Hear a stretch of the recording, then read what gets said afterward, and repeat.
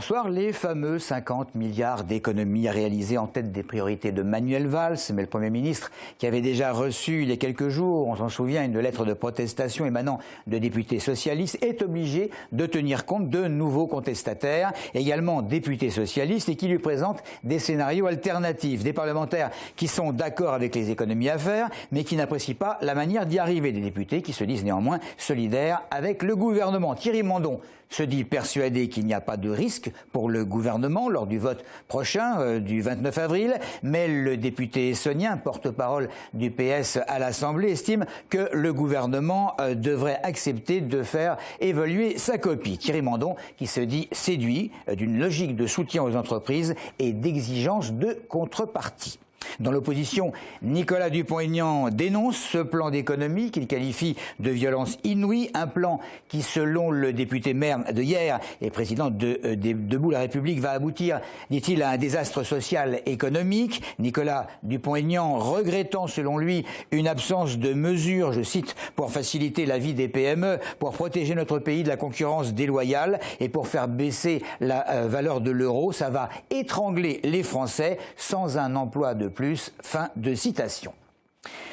Un partenariat a été signé entre des associations qui luttent contre les violences faites aux femmes et les commissariats et unités de gendarmerie de l'Essonne. Le but, c'est d'améliorer l'accueil des femmes victimes de violences, notamment conjugales, lorsqu'elles souhaitent porter plainte. Policiers et gendarmes seront évidemment formés pour mieux accueillir les plaignantes et des associations seront implantées dans les commissariats et les gendarmeries en question pour mieux répondre aux questions. Audrey Coll. Ce sont de toutes nouvelles dispositions qui vont faire leur entrée dans les commissariats et les gendarmeries de l'Essonne. Des permanences seront assurées par les associations Paroles de femmes et le Centre d'information sur le droit des femmes et des familles. Ça permet aux victimes qui se présentent dans ces lieux de s'adresser directement aux associations spécialisées et d'autre part d'avoir un lien direct entre les associations spécialisées et les policiers et les gendarmes qui accueillent les victimes au quotidien. En novembre dernier, la préfecture, en partenariat avec le parquet d'Évry, le conseil général et le conseil régional, lançait déjà le téléphone d'alerte pour femmes en très grand danger. Aujourd'hui, c'est une nouvelle étape, notamment avec des modules de formation pour les policiers et les gendarmes.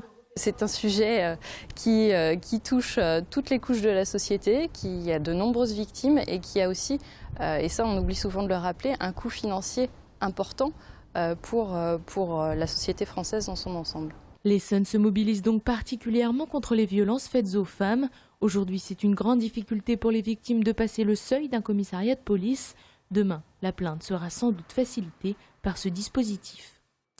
Comme prévu juste avant ce week-end pascal, un certain nombre d'élus de l'Essonne, mais également du Loiret, sont allés protester devant le ministère de la Santé, avec d'ailleurs le directeur de l'hôpital d'Arpajon et le médecin-chef de l'établissement. Quelques jours auparavant, vous le voyez, une manifestation de soutien avait réuni plusieurs centaines de personnes. Alors, en toile de fond, cette décision de l'Agence régionale de santé de transférer le service réanimation vers le CHSF de Corbeil, 12 000 personnes ont signé une pétition dénonçant le transfert en question. Les protestataires ont donc été reçus au ministère, mais l'agence semble camper sur sa position et les protestataires attendent donc une décision ministérielle le plus rapidement possible avant, s'il le fallait, de déposer évidemment un recours administratif. Les trois jeunes entre 15 et 16 ans qui avaient agressé une jeune femme en plein footing samedi près d'Étampes après avoir été placés en garde à vue ont été libérés et seront convoqués le 23 mai devant le juge des enfants. La victime est très choquée après avoir été frappée et mise à terre. Plus de la moitié de la population mondiale vit dans des villes. Ce 22 avril, c'est la journée internationale de la Terre, ce qui est censé mobiliser des millions de personnes désirant créer un environnement sain et durable. Toutes les opportunités sont les bienvenues. Et depuis ce matin, à Nozay, on se sensibilise sur la collecte sélective et le recyclage. Un recyclage expliqué et décrypté de la poubelle aux produits transformés. Aujourd'hui, c'est une journée de sensibilisation pour les habitants de Nozay. Voilà, donc on sensibilise sur le tri, le recyclage et la prévention des déchets, principalement. Demain, on intervient à l'accueil de loisirs. On va plutôt faire ça sous forme de jeu, un petit tournoi pour les enfants de la maternelle au CM2. Et puis dimanche, la ville de Nozay a organisé une journée ramassage des déchets. Voilà, vous êtes jolie, mademoiselle, on pourrait peut-être faire un bout de chemin ensemble. Ça, c'est une version assez soft de ce que peuvent subir quotidiennement des femmes et des jeunes filles dans les rues lorsqu'elles sont abordées par un ou plusieurs individus de n'importe quel âge, mais souvent extrêmement lourds. Alors Camille Rollo et Fanny Bourdillon sont allées demander quelques ressentis essoniens. À se faire siffler, se faire suivre, oui, plusieurs fois, oui.